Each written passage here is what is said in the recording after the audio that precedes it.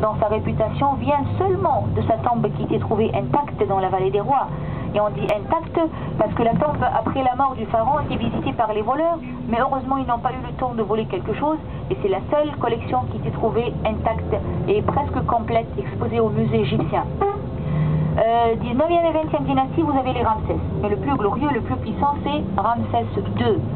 Ramsès II, c'est un pharaon qui a régné 67 ans. Sa momie a été trouvée sur la rive du Luxor, soignée à Paris et actuellement exposée dans la salle des momies payantes au musée égyptien.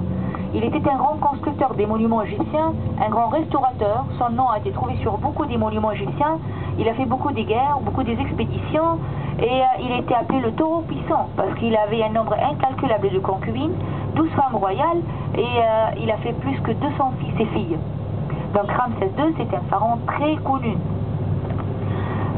Après la 20e dynastie, c'est de nouveau la 3e période intermédiaire, la décadence, la faiblesse, et ça se termine par l'arrivée des Perses, puis Alexandre le Grand à l'an 332 avant Jésus.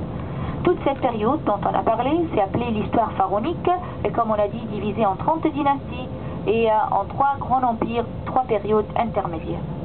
Maintenant, on s'approche du site de Gizeh, et sur le site, on a dit, il y a les 3 ensembles pyramidales, Khéops, Képhren, Mykérinos. Mais à l'entrée du site, moi je vais descendre chercher les tickets. Ceux qui veulent chercher le ticket supplémentaire pour l'une des pyramides, vous êtes libre. Pour la grande pyramide, c'est un ticket supplémentaire de 100 livres égyptiennes. Pour Képhren, 30 livres égyptiennes. Avec le ticket qu'on va vous donner, il y a la visite gratuite de l'une des petites pyramides des reines et des princesses. La descente n'est pas tellement fatigante, comme Képhren aussi c'est pas fatigante, Khéops c'est la même chose, mais celle qui est gratuite, c'est la petite pyramide de la femme du roi Khéops.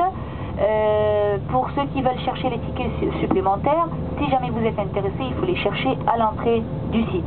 Sinon, je vais vous donner le ticket du site avec lequel vous pouvez visiter avec moi l'une des petites pyramides des reines qui se trouve à côté de Khéops gratuitement. Toujours on va faire les explications, on va se regrouper, il y aura plusieurs arrêts sur le site. Premier arrêt, ça sera devant la grande pyramide. Deuxième, c'est sur une colline plus élevée que le site même et ça vous offre une vue panoramique des 3 pyramides ensemble. Ça sera un arrêt photo pour une belle photo panoramique pour les 3 pyramides ensemble. Le 3e arrêt, ça sera à côté du Sphinx pour visiter le Sphinx ainsi que le temple de la vallée qui fait partie de l'ensemble pyramidal de Képhren.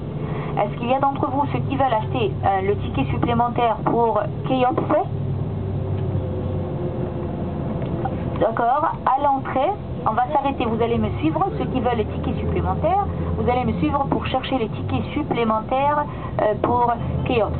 Les autres, ceux qui ne veulent pas, je vais vous montrer l'une des petites pyramides qui se trouve à côté de Khéops, vous pouvez la visiter gratuitement.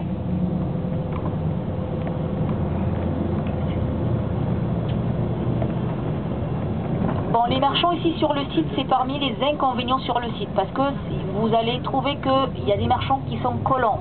Parfois, ils se collent à côté de vous, ils insistent, ils ne vous laissent pas. Alors, il faut apprendre le mot en arabe « shukran ». Shukran, ça veut dire « merci ».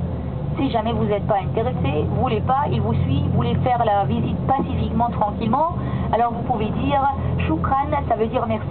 Et en tout cas, moi je vais vous donner les prix de base des souvenirs que vous allez trouver sur le site parce que les prix ne sont pas surveillés par la police. C'est des marchands errants, donc les prix ne sont pas fixes, vous ne savez pas les prix, alors ils savent que vous allez négocier.